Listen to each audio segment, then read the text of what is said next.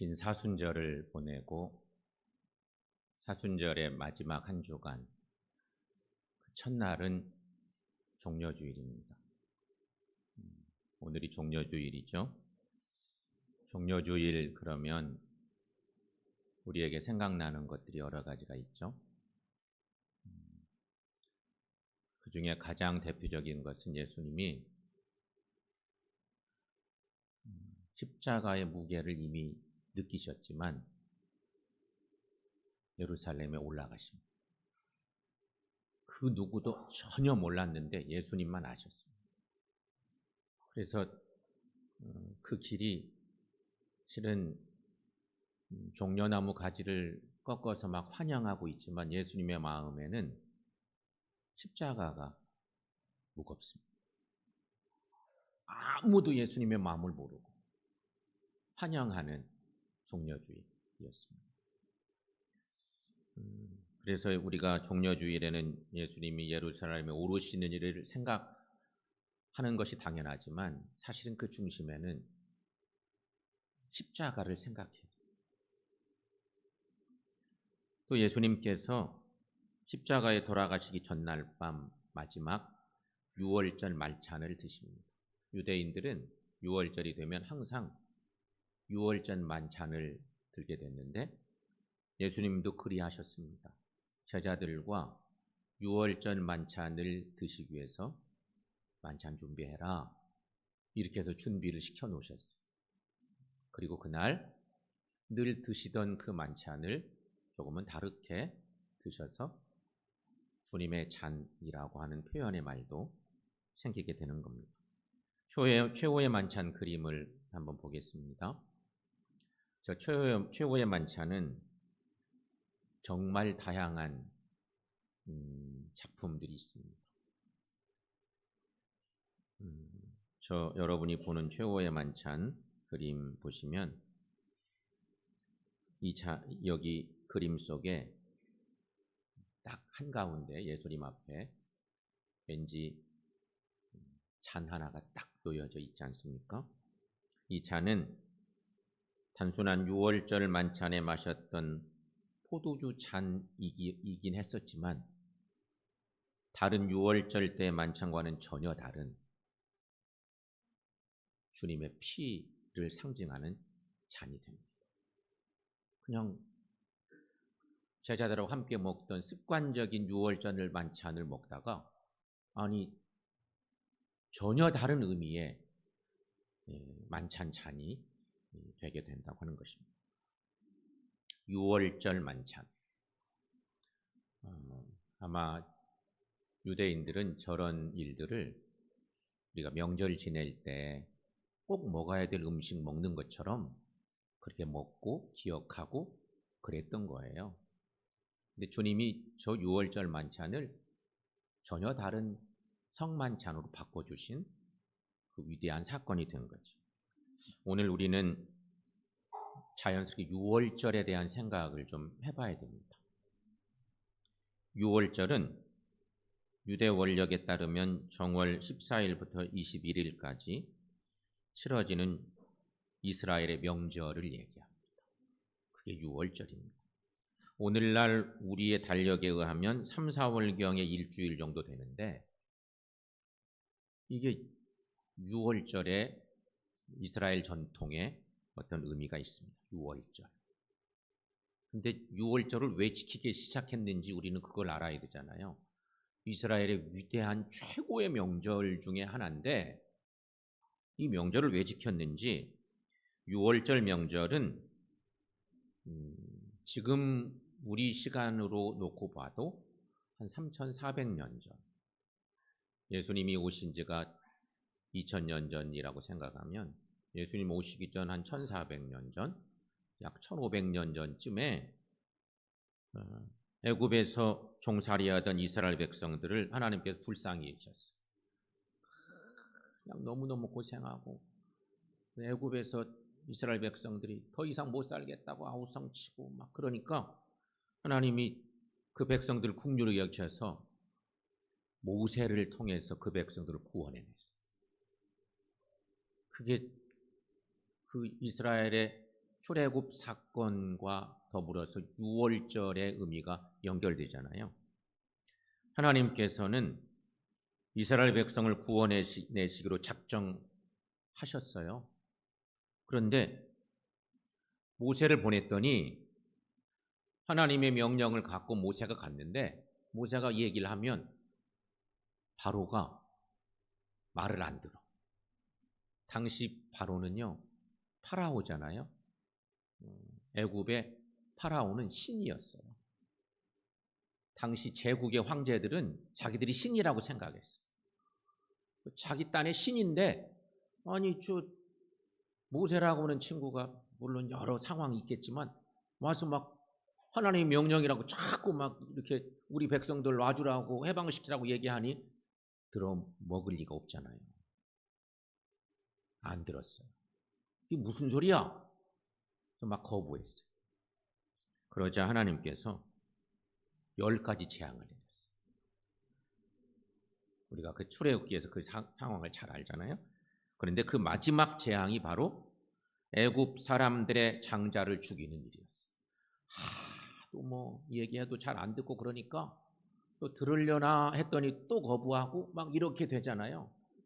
결국은 마지막 10번째 재앙은 애굽 사람들의 장자를 죽이는 일이에요. 하나님께서는 죽이는 천사들을 보내어서 애굽 사람의 장자를 치게 하셨습니다. 애굽 사람들의 가정의 장자들은 다 죽어가는 날이 있는 거예요. 그러나 이스라엘 사람들에게는 이스라엘의 장자들도 있는데 같이 섞여 사는데 구해내야 될 거 아니에요. 그래서 이스라엘 사람들에게는 양을 잡아서 그 피를 문설주와 임방에 바르게. 그래서 그 피를 보고 이스라엘 집의 장자들은 죽이지 않고 건너뛰게 했다. 이게 하나님이 당신의 백성들을 구원하시기 위한 한 방법이었어요. 죽이는 천사들을 보내서 그들이 이제 활동을 해야 되는데 다니면서 이스라엘 집에 문설주와 임방에 발려있는 어린 양의 피가 막 묻혀 있으면 여기는 하나님의 백성들이 사는 집이구나. 그래서 넘어가게 했다는 거죠. 죽이는 천사는 결국 이스라엘 사람들의 집을 건너뛰어서 넘어갔다 해서 6월인 거예요. 6월. 그래서 6월이에요. 우리가 그냥 생각하면 6월달인가? 이렇게 생각할 수도 있는 그런 오해를 할 수 있는 표현이지만 절대 그런 건 아니고 패스오버라고 하는 것입니다. 그리고 하나님께서는 이 죽음의 재앙에서 구원받았음을 기억하도록 이스라엘 백성들에게 반드시 6월절을 지켜야 된다. 이거를 막 강조하고 또 강조하고. 요새 이단 교회들 중에 하나님의 교회, 논산에도 있잖아요. 하나님의 교회는 6월절을 거창하게 지켜요. 예수 안 믿어. 제대로 이들은 예수를 안 믿고 구약의 전통의 6월절을 큰 절기로 기억하고 막 엄청난 행사를 해요. 이렇게 지켜요. 얼른 보면 좋은 것 같는데 이게 좀 성서적인 단절이 있는 거죠. 그렇게 이단 교회들이 흥왕하고 있기도 하고 그런 건데 6월절의 의미는 그렇게 시작된 거예요. 그렇다면 여러분, 6월절 사건과 예수님의 십자가 사건은 어떤 관계가 있을까? 우리에게 중요한 건 그거죠.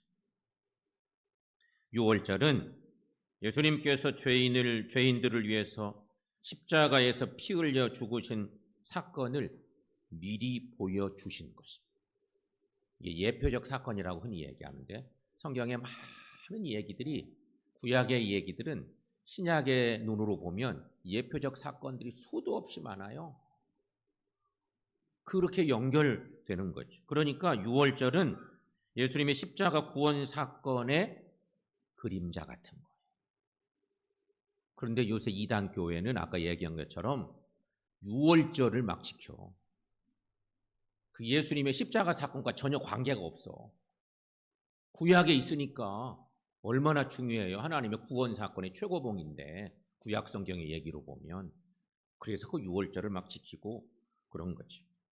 자, 유월절과 예수님의 십자가 사건의 이 관계를 이렇게 좀 생각해 봤는데 이제 오늘 본문의 말씀으로 좀 들어와 볼게요. 오늘 본문을 보시면 예수님께서 제자들과 함께 자신의 죽으심을 예표하는 유월절 만찬을 마지막으로 드십니다. 오늘 본문 얘기 그 얘기입니다.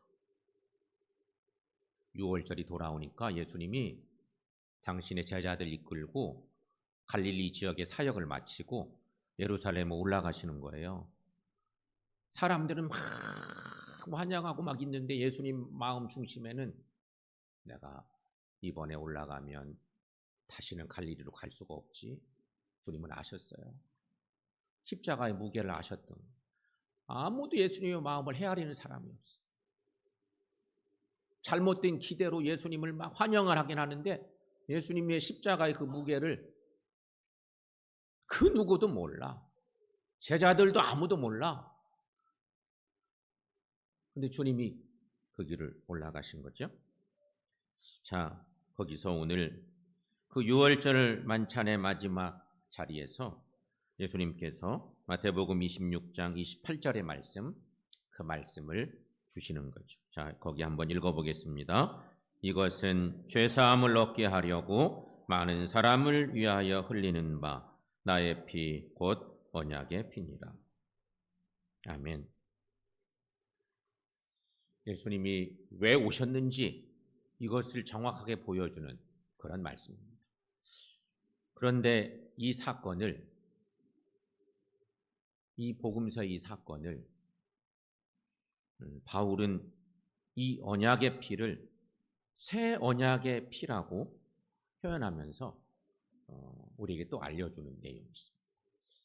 이게 성서의 기록으로 보면 일어난 사건은 복음서 사건이 먼저인데 기록적 사건으로는 사실은요 바울 서신이 훨씬 먼저 기록된 것들이 많아요. 성경이 그렇게 돼 있어요. 근데 예수님이 사건으로 일어난 것은 먼저 있었던 일이니까 주님이 미리 말씀하셨는데 바울이 고린도서에서 바울이 표현하기를 새 언약의 피라는 표현을 써요. 새 언약의 피. 고린도전서 11장 25절 말씀인데 자, 여러분 여기 한번 읽어보겠습니다. 이 잔은 내 피로 세운 새 언약이니 이것을 행하여 마실 때마다 나를 기념하라. 아멘. 복음서에 성만찬 얘기가 여기저기 복음서마다 싹 나오는데 서신서에는 바울이 주님의 그 고난과 관련된 얘기를 서신서에 쓰다 보니까 주님이 행하셨던 이 십자가의 고난, 이 죽으심의 이야기를 쓰다 보니 성만찬에 대한 얘기를 고린도 전서에 쓰죠. 일종의 해석인데 이렇게 써내고 있는 것을 볼 수 있습니다. 이 새 언약의 피, 이 새 언약의 피 여기 분명히 증거하고 있습니다. 그런데 여기 옛 언약의 피는 죄를 씻을 수 없는 염소나 양의 피를 얘기합니다. 이 대속적 사건들인데 그런가 하면 새 언약의 피는 인간의 죄를 완전히 씻을 수 있는 하나님의 어린 양이신 예수 그리스도의 피.